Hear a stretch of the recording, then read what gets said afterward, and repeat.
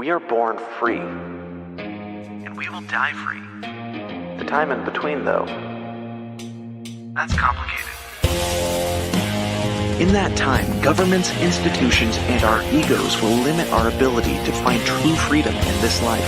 These are real stories of real people overcoming the odds, persevering in justice, and unlocking their potential. Welcome to Finding Freedom. Here's your host, John Odermatt.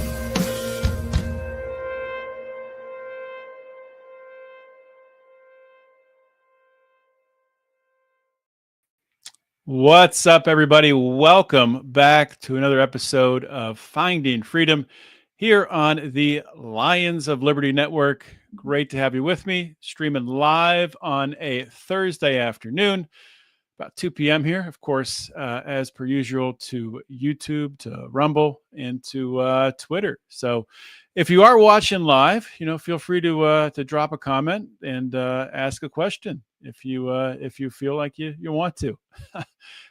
But as always, those of you, most of our audience who is listening in audio format, this is dropping on Monday. Of course, please subscribe to wherever you are listening, and if you like what you hear, please give us a nice review and a comment. We'll get to my guest in a minute here. You're going to really, I think, get a lot of great content, a lot of great advice from my guest today. So I'll introduce him in a moment. But before I do, I got to talk about my guy, Stephen Fox at Fox & Sons Coffee. My favorite coffee. I've been drinking nothing but Fox & Sons for about 3 months now, and I'm not going back. My favorite is the Den Blend Dark, but there's a wide variety of flavors that Stephen has there at Fox & Sons Coffee, and you can get 15% off a order of $40 or more by using promo code John at checkout, and that's at FoxN, the letter N, sons.com. So check it out. All right, let's bring in my guest for today, Stephen Werley. Stephen is an entrepreneur. He's an unconventional marketer. He's a former Army Ranger, and he's caught my attention recently here. I've had him on my list to interview for a little while, but after I saw what he was working on recently with AI agents and some other things that he's doing, I wanted to bring him in to get his perspective and to introduce him to all of you. So, Stephen, welcome to Finding Freedom. Yeah, thanks for having me, John. Good to have you here, man. And I gave you a brief introduction there, and I know we have some overlap in areas. We've both have a past working on Libertarian Party campaigns, and I used to do not to your scale at all you do with marketing, but I used to dabble in marketing as well, digital marketing. But tell my audience, a little bit more about yourself, what you're passionate about. Absolutely. So I'm married. I have a couple kids. I love to run. I love freedom. And with all that said, my more professional type of background, once I transitioned out of the military, I started a marketing agency, and I ran that for pretty heavily about 5 years. And I've run it a little more passively now, some clients here and there. And I transitioned into a sales agency where we would, really work on closing high ticket deals in remote sales for companies that were looking to outsource that. Mm-hmm. And during that whole journey, especially on the sales side, and I have a background in computer science too, AI was coming up, and I was starting to have to manage more and more people, and I was starting to learn that I needed to duplicate myself, which I could do with automations within operations and things like that in the past. But now I created a lot of systems around that with AI on top of it that has just allowed me to really duplicate myself. And now I'm really shifting into the AI world as a whole, starting to start the next iteration of the business journey. Mm-hmm. Sales agencies still somewhat active, still have, a client there. And if the right person comes along, I would be open to it. But the main focus now is growing the AI consultancy, I guess we can call it for now, and trying to grow that. So that's a little bit about me. Yeah. So you were in the Army. Yeah. For a while. Did you have you said you were computer science. Was that experience while you were in the Army, or did you have or both? No. Did you have a corporate gig after that? Yeah, no, I got the degree beforehand, and I was more of a self-taught coder. Yeah, I can't speak. I was more of a self-taught coder when I was younger, in middle school, high school, and then I went to college for it and absolutely hated it. And I went into the military. When I got out, I actually joined a company to do some coding things, and there was no support whatsoever. So that lasted for like a couple months, and I just said like, "Hey, like I need more help learning what we're learning here, because otherwise I can't do it." So. Mm-hmm. So, just to I like to get to the root of like what drives people. And it seems like you have a passion for entrepreneurship, a passion for, um, you know, solving problems. Really, that's what entrepreneurs do, right? Right. Yeah. So where did that come from? Can you trace that back to like when that kind of started with you? Is that something you've always had?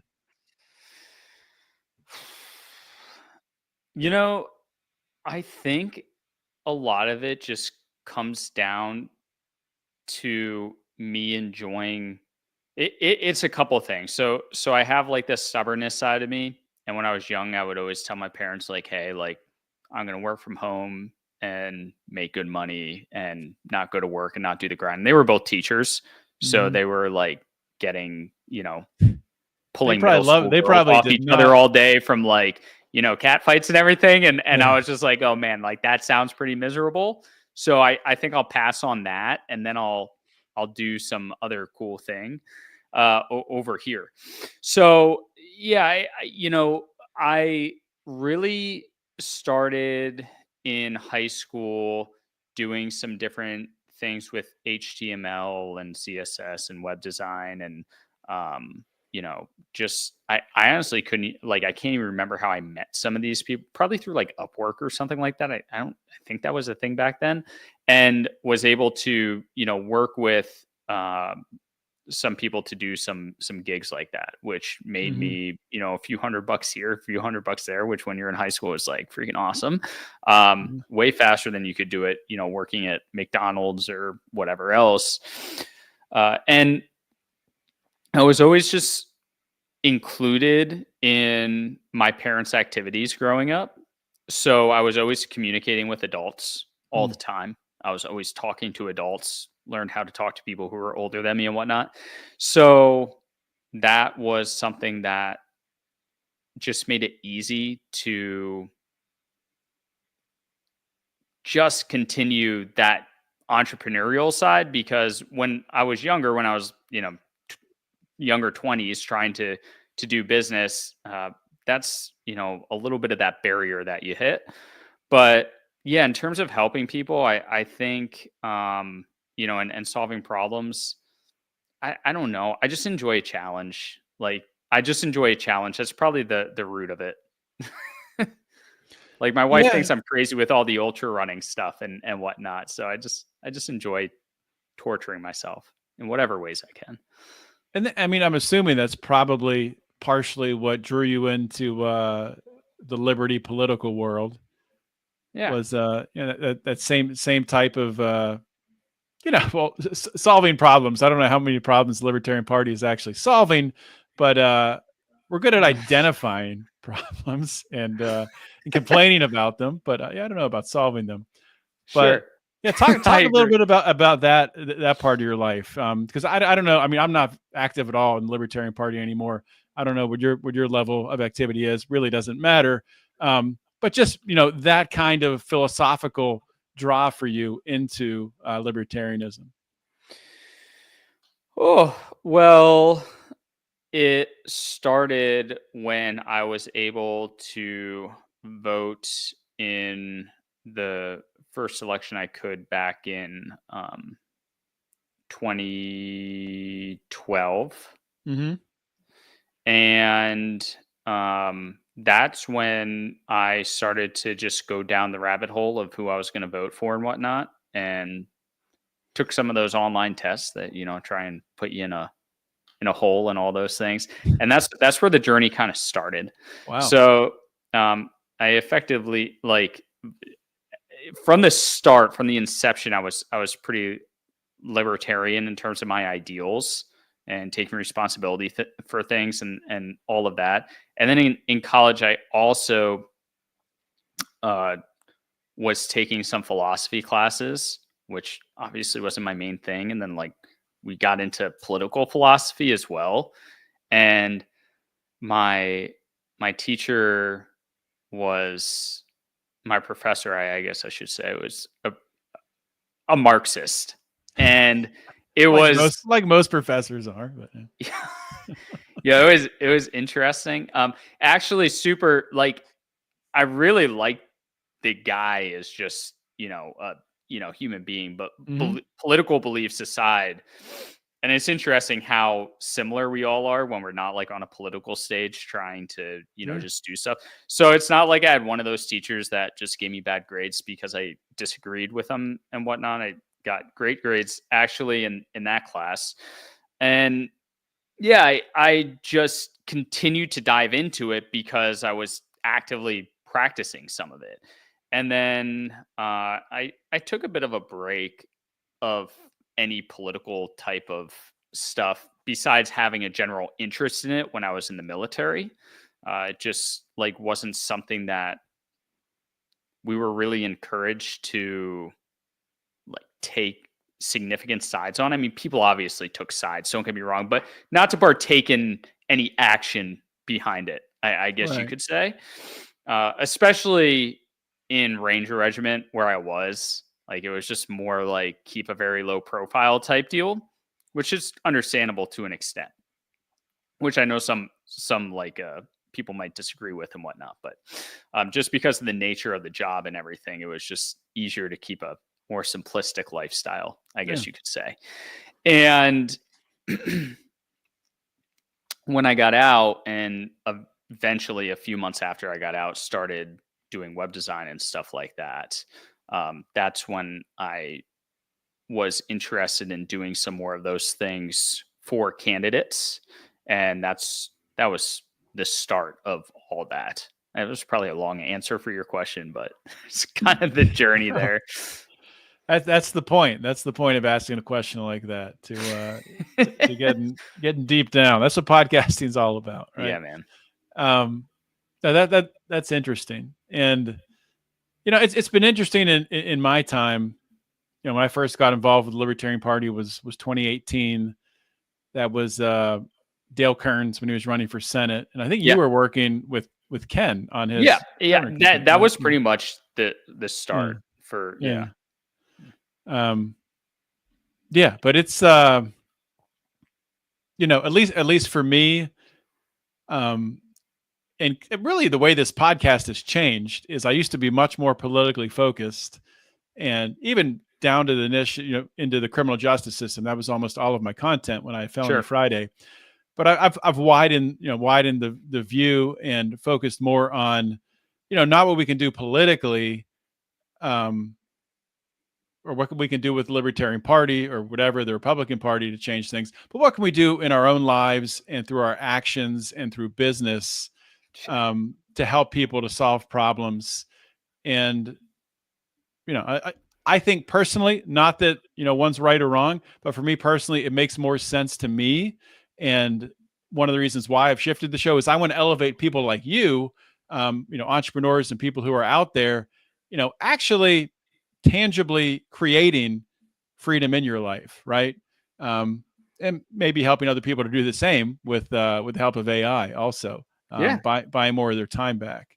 So what are your thoughts on that? Is that something that you've thought about before? Yeah, I think it's really interesting. I think there's like this running joke that everybody says, "Oh, another libertarian podcast." Like, of course, that's what we needed type Mhm. deal. Like every time somebody creates one, they like make the joke about Yeah. themselves.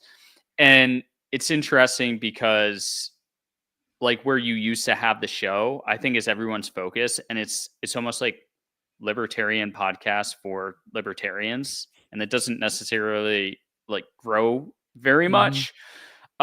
Which is like, I mean, if that's your target, like that's totally cool. Like people have a passion. I have no judgment Yeah. there, but I really like the aspect where we can just look at what we're doing and be like, hey, how can we just like actually enjoy ourselves?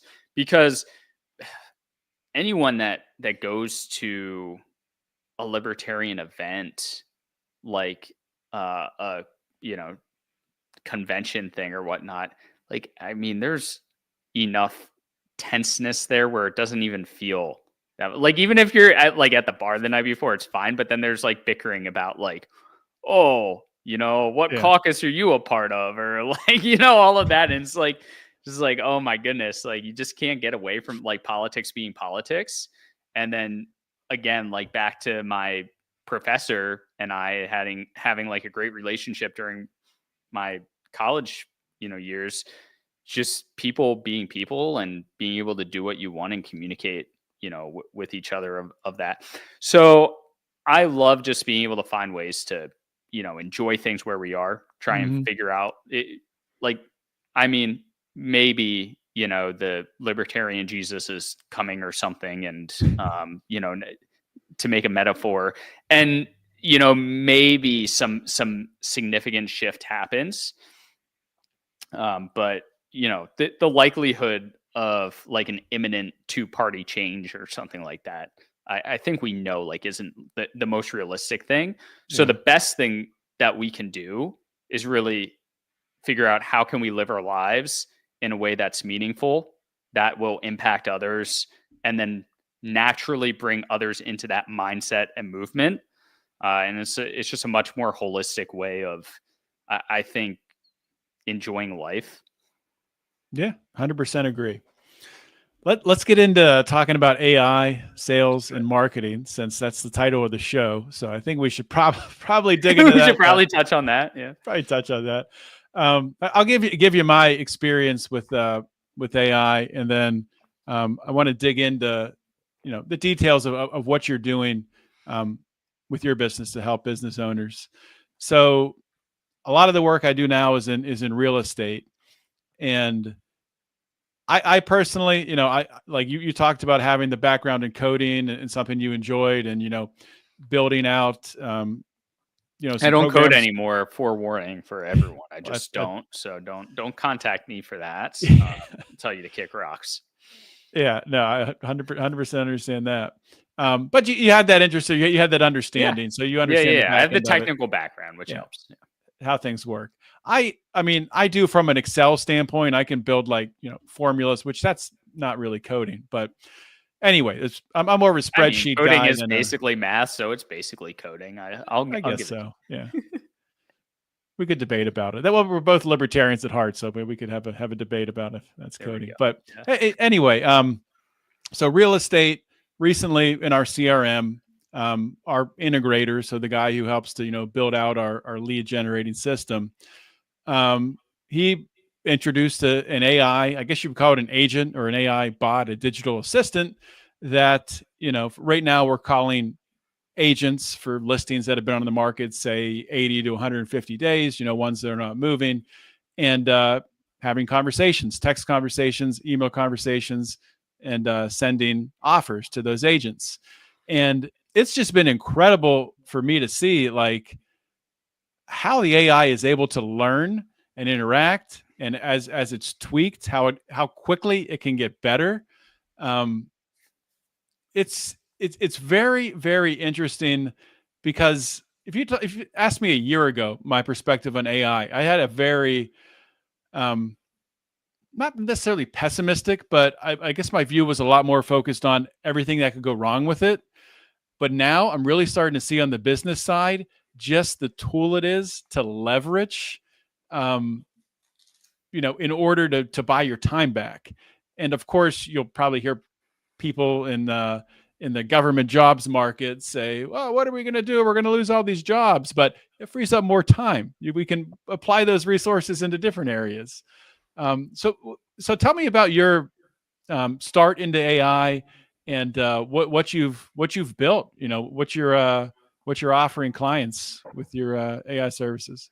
Yeah, just to also touch on part of what you said too. I just want to say, like, overall, everyone's always worried, like, is AI going to replace us and things like that. And right now, like, we're not there. Maybe we get there. Maybe the robots start making robots and whatnot. But I mean, at like, we're all gonna have to live somehow, so we're gonna figure that out. I think, and just like any sort of major technological shift or industrial revolution type Mhm. event that happens, while some jobs are replaced, more jobs get created in other sectors and leadership and things like that. And I think what makes the AI thing so significant is that, unlike when the internet came out, like, that was a big shift and how that started to take over. But I think this is going to affect more of the workforce than what we've experienced in our lifetime, Yeah. and that will have an effect. But there will be people that learn to use AI in their job, and they'll be able to ascend quicker and whatnot, and then there'll be people that are left behind.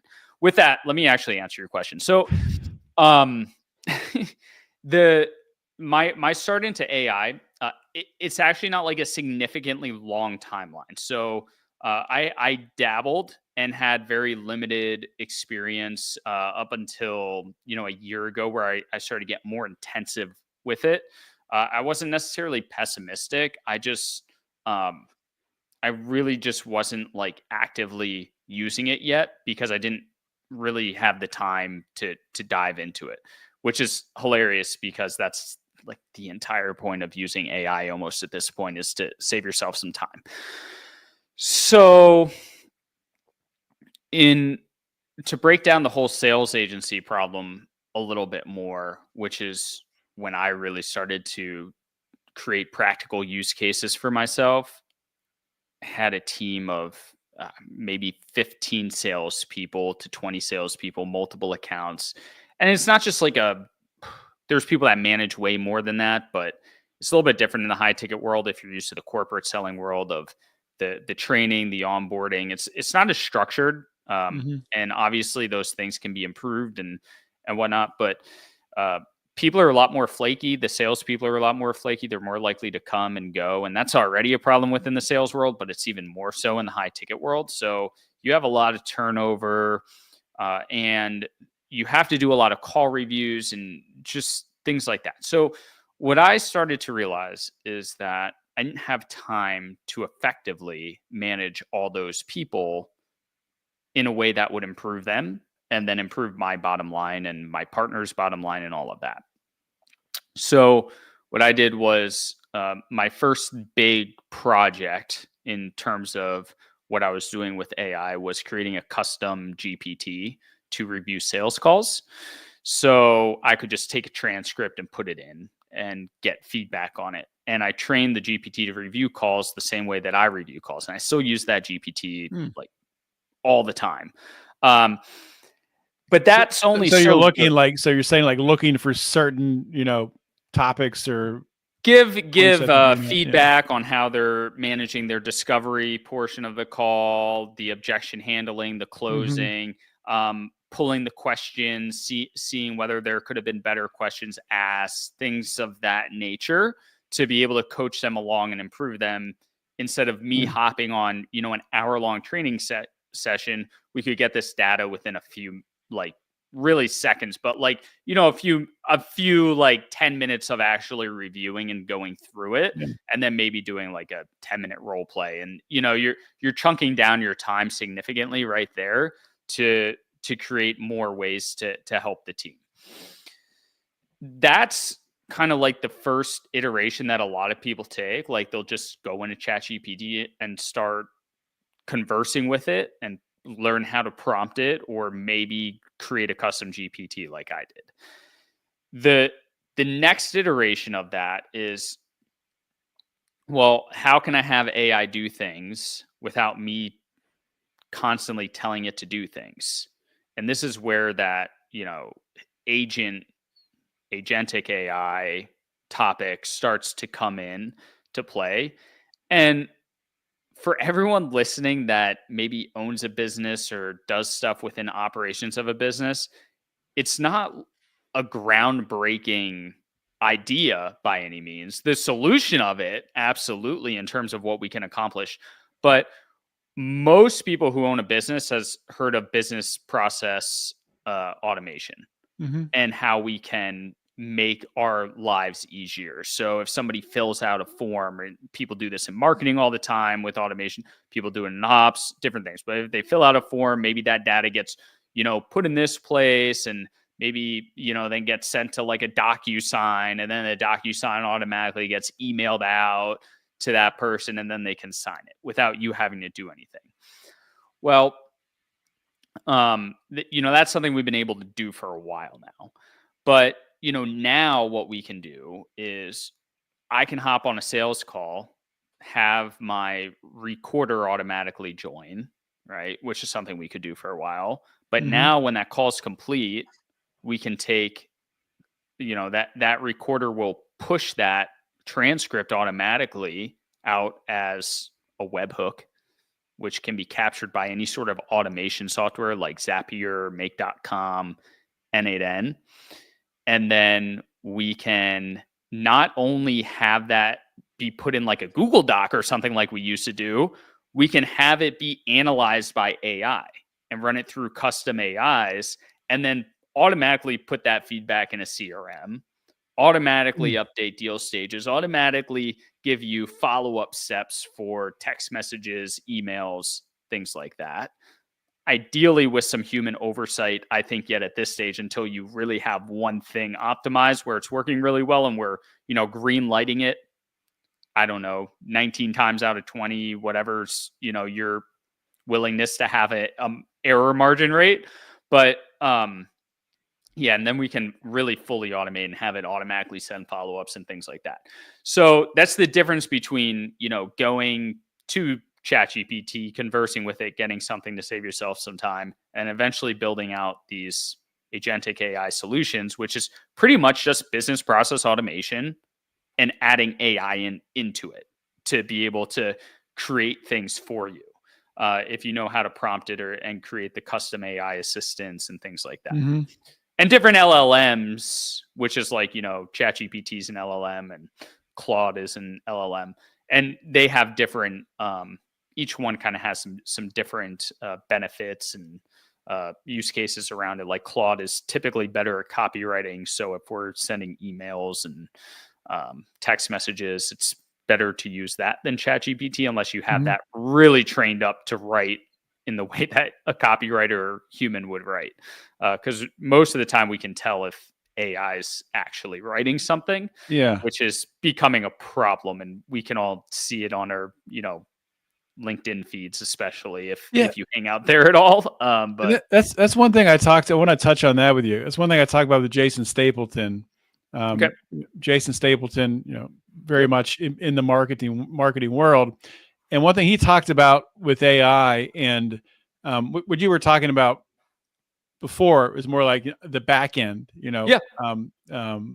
making that more efficient, your sales process more efficient. What about, and Jason talked about on the customer side, just what you were talking about there, with people using more and more AI to write emails, to write copy, and that's just going to.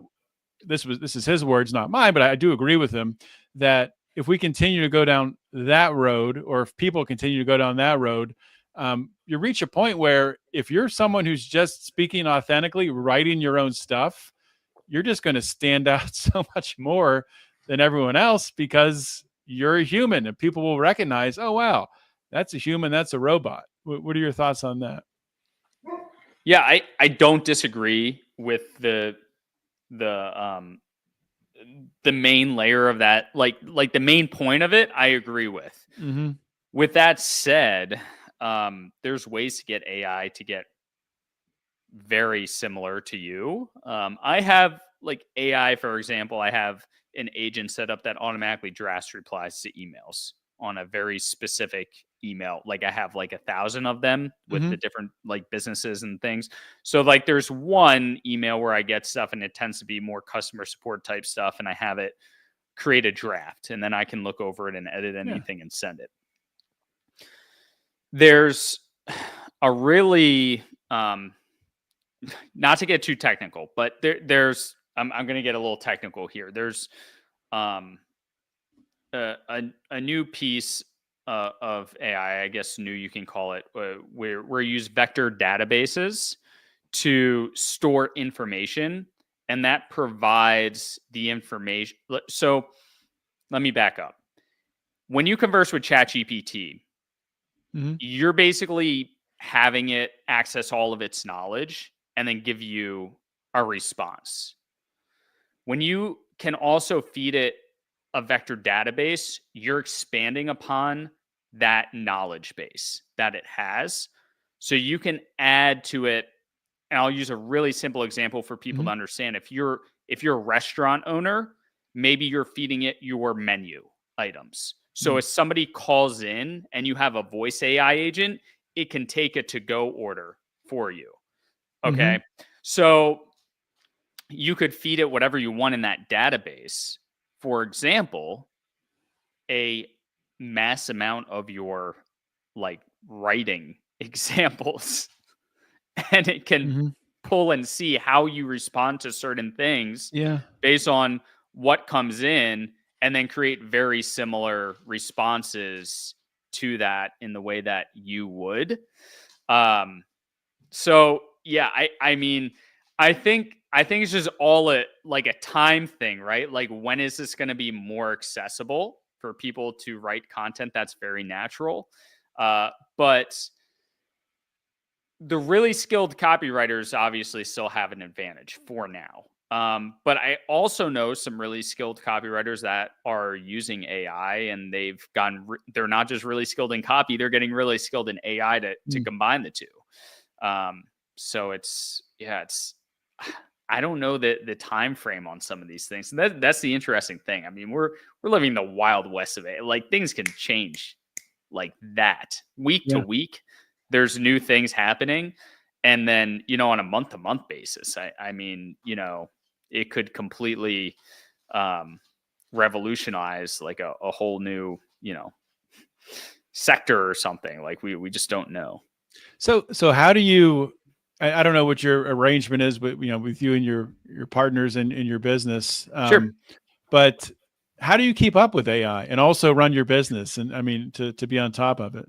Yeah. So the easiest way to do it is if you pay for at least the $20 a month plan on ChatGPT. I don't think you can do it on the free one. I think if you pay for at least the $20 a month one or whatever it costs, you can do the scheduled tasks, like the model that has scheduled tasks. And what I do is I have ChatGPT every morning at 8 a.m. send me, like, I have it prompted to send me the latest news that has to be within like the last 3 days dated. It has an included date, and also send me a podcast episode and a YouTube video. Don't always listen to that. But like that way I'm staying like on the forefront of the knowledge coming out. And the other thing is just kind of be in the right circles as well. Like anything business, if you're, connecting with people who are heavily using it and doing things, especially in slightly different ways than you're doing it, you're going to be able to see more of what's happening. So those are kind of the two ways. I don't really spend a lot of my time scrolling aimlessly on Instagram Reels or, TikTok Reels. I have the social media platforms, but I don't engage with them all the time. So I prefer to, spend a little extra time just maybe skimming through a couple articles and, listening to a podcast on 2X while I'm showering or something.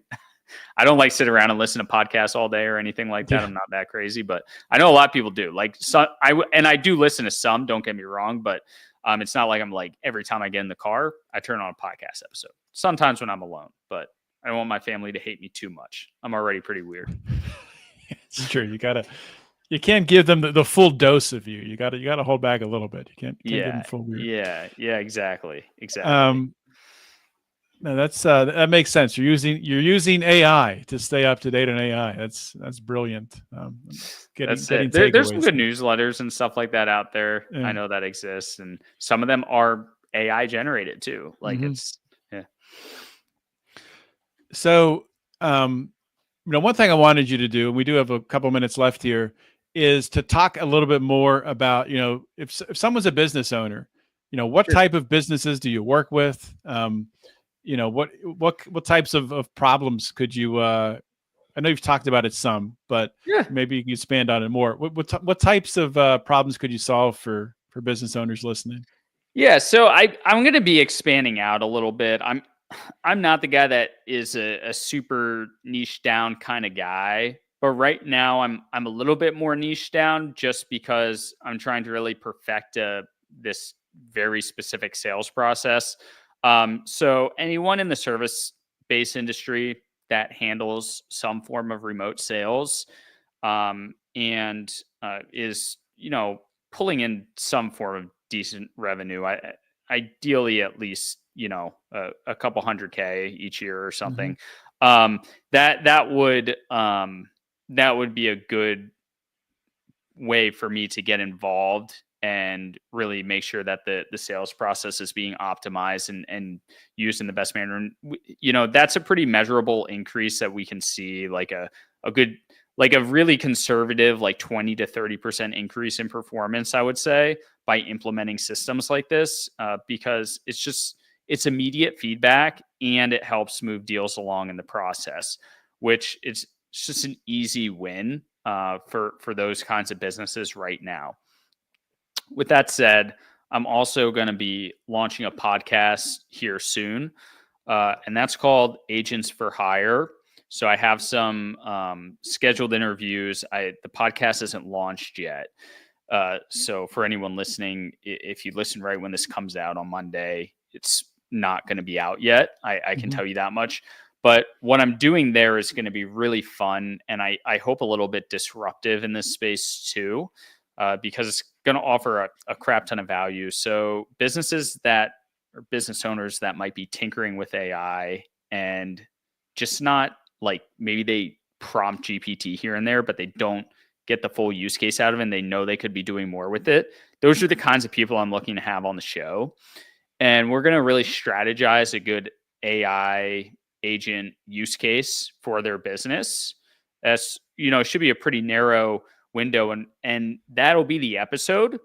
And then after the episode, I'm going to go create that agent for free and then release that out to a community of folks. So that's what I'm working on right now. And that's going to take up a little bit of my time, but that's how I'm going to start to really get more businesses that I know aren't using this and need to start using it into it, because otherwise those types of businesses are going to be the first ones that get left in the dust with the whole AI revolution. And unfortunately, that's going to be a reality at some point. Like, there are going to be businesses that get absolutely destroyed by this. And what the best innovators, are going to win. So my goal is to kind of get some businesses in there that might be more hesitant. They know there's some potential, but they haven't taken the leap. And I can start to show them the light. So that way, hopefully we can get some more people in.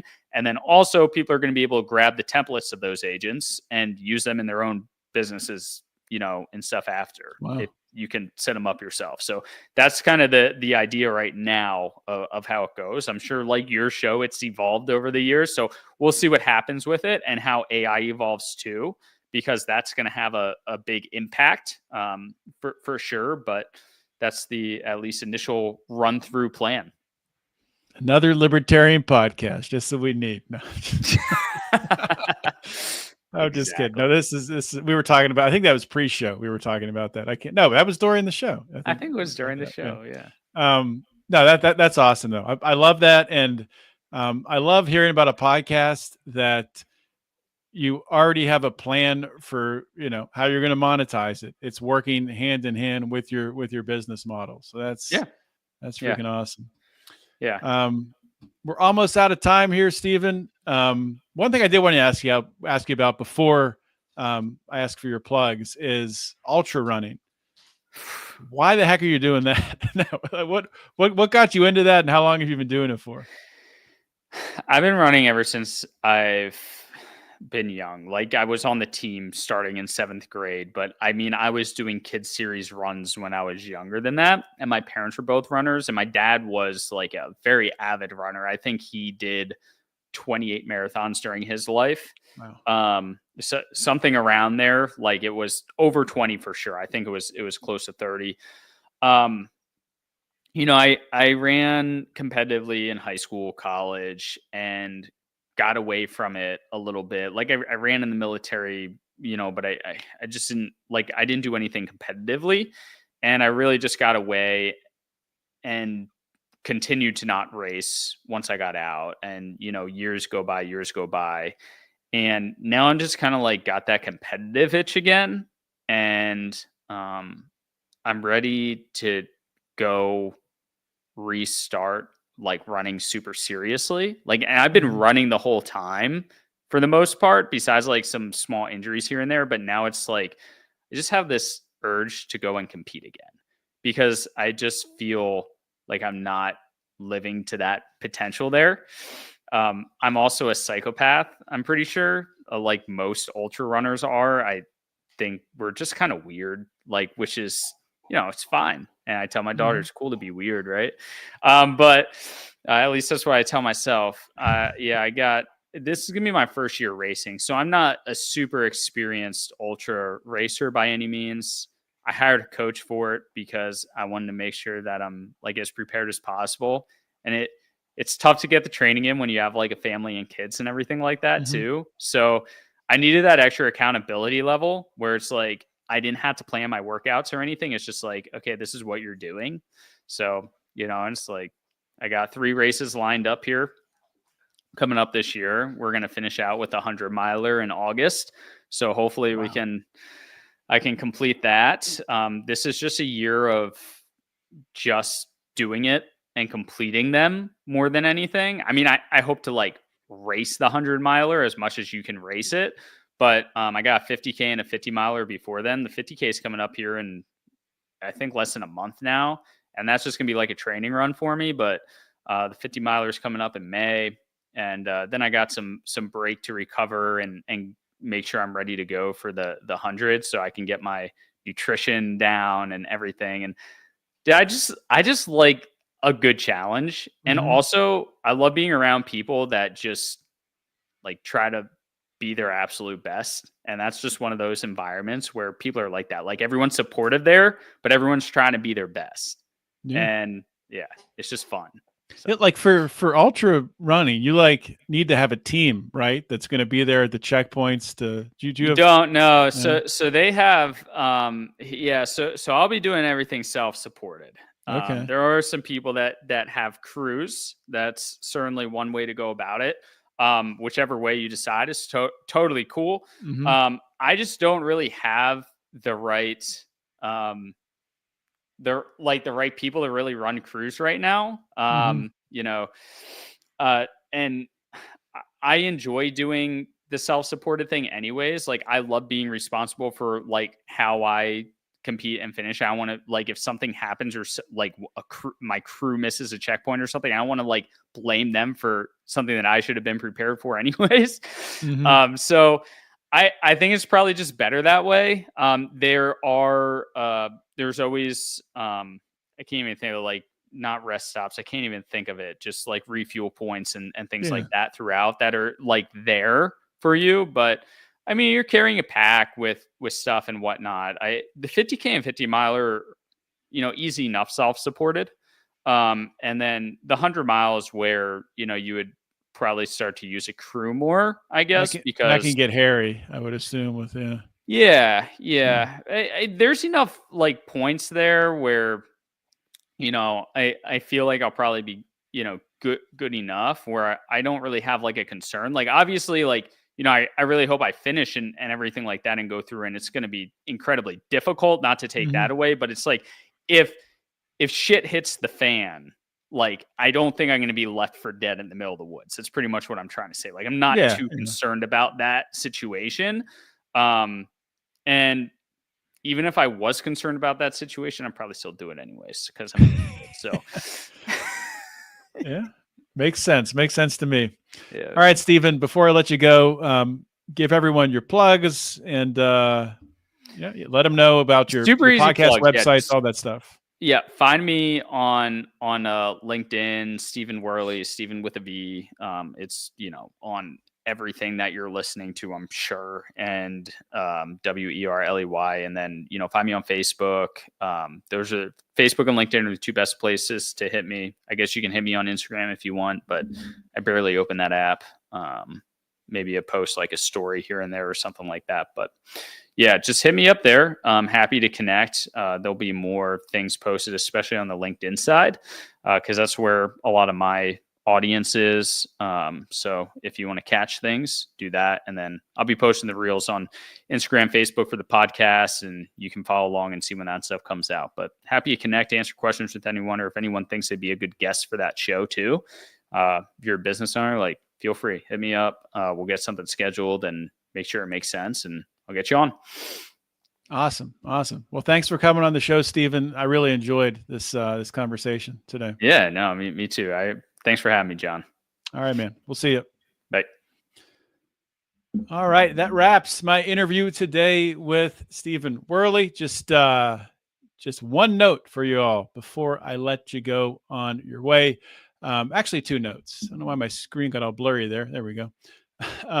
Two notes. So I've teased before that Brian and I do have some major news coming with Lions of Liberty. That should be in the next 2 weeks here. It could always be delayed, but just be on the lookout. And then the second thing, as always, if you like this show and you want to support it and you want some bonus content and some other goodies, you can become a patron either on Patreon or on Locals. You can just go there, search Lions of Liberty, and you can figure it out from there. With that being said, I will see you all next week. In the meantime, always remember to keep your head up and the fires of liberty burning.